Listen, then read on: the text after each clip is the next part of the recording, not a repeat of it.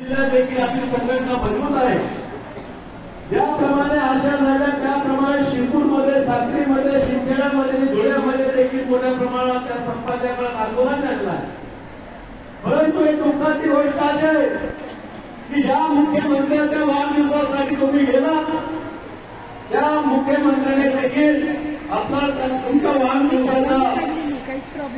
जो काही गिफ्ट द्यायला पाहिजे होता, आपला जो काही जिया होता तो जिया न देणारा मुख्यमंत्री किती, त्याचे किती अधिकार आहेत, किती तो आपल्या त्या राज्याचा मुख्यमंत्री कसा आहे की तो स्वतःचा निर्णय घेऊ शकत नाही, अशा मुख्यमंत्र्याला आपण त्याचा वाढदिवस करायला गेलो तर आता त्याचा शेवट पण आपण करणार आहोत हे लक्षात ठेवायचं। आपल्या राजू देशमुखांचं काय, नरेंद्र मोदी नाशिकमध्ये आले असताना आपल्या आशा भगिनींचे निवेदन देण्यासाठी प्रशासनासमोर रिसर निवेदन दिलं गेलं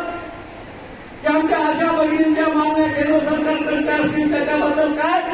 आणि महाराष्ट्र सरकारला तुमचं सरकार आहे या ठिकाणी, तर या सरकारला तुम्ही आदेश द्या की आमच्या ज्याप्रमाणे मागण्या मंजूर झाल्या पाहिजे। तर या नरेंद्र मोदीच्या सरकारनं आपल्या राजू देशमुखला अटक केली तर याचं करायचं काय, हे नरेंद्र मोदीला आपल्याला हाताळलं पाहिजे, आपला राग व्यक्त केला पाहिजे आणि नरेंद्र मोदीच्या नावाखाली जे काही निवडणुका करत असतील हे संपूर्ण महाराष्ट्राच्या त्यांना घरी पाठवल्याशिवाय राहणार नाही, हे आपण संपाच्या काळात देखील सांगितलं। आमच्या कॉम्रेड राजू देशमुख, श्याम काळे यांनी संपूर्ण आयकाची संघर्ष यात्रा काढली आणि संघर्ष यात्रा करत असताना या संपूर्ण महाराष्ट्रात जिल्ह्यामध्ये भाजप पाठवली देश घोषणा दिली होती का, दिली होती का नाही, आणि संपूर्ण आशा भगिनींनी त्या आपल्या आयकाच्या संघर्ष यात्रेचे स्वागत केलं आणि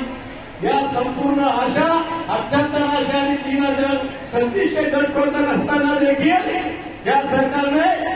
त्यांच्या आपल्या मागण्या ऐकून घेतल्या। म्हणजे किती निर्णय सरकार आहे की आपण काम करतो, आपल्याला फक्त अनुदान दिलं जातं, मानधन दिलं जातं, गटप्रवर्तकांच्या बाबतीत राजू देशमुख जेव्हा सांगितलं की LLB करणारे श्रेय देखील गटप्रवर्तकांचे काम करत आहे, याच्यावरून हा नरेंद्र मोदी 2 कोटी रोजगार देणारा दरवर्षाला 10 वर्षापासून देशात राज्य करत असताना एवढी बेकारी की नोकरी मिळत नाही, आपण जे काम करतो त्याचे मानधन मिळत नाही, आणि एकीकडे या देशामधला आता देश आहे, रामा देश आहे, त्याच्या संपत्तीमध्ये वाढ होत आहे। म्हणजे जे सरकार आहे हे सरकार कामगारांचे नाही, शेतकऱ्यांचे नाही, शेतमजुरांचे नाही, हे अनेक वेळा सिद्ध झालेलं आहे। आशा भगिनींना सांगतो, मी महाराष्ट्र राज्य किसान सभेचे अध्यक्ष आहे, किसान शेतकऱ्यांमध्ये काम करतो, तर या देशामधला शेतकऱ्यांना जवळजवळ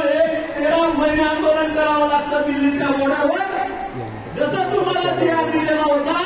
तसंच आमच्या शेतकऱ्यांना हे नरेंद्र मोदीच्या सरकारने 5 मागण्या मंजूर करू आणि 3 कार्यकायदे मागे घेऊ असं सांगून शेतकऱ्यांच्या आंदोलन ठेवलं।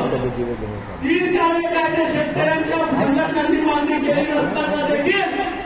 3 कार्यकायदे मागे घेतले, परंतु जसं तुम्हाला हमी दिली होती जियामध्ये तसं हमी माझ्या कायदा द्यायला पाहिजे।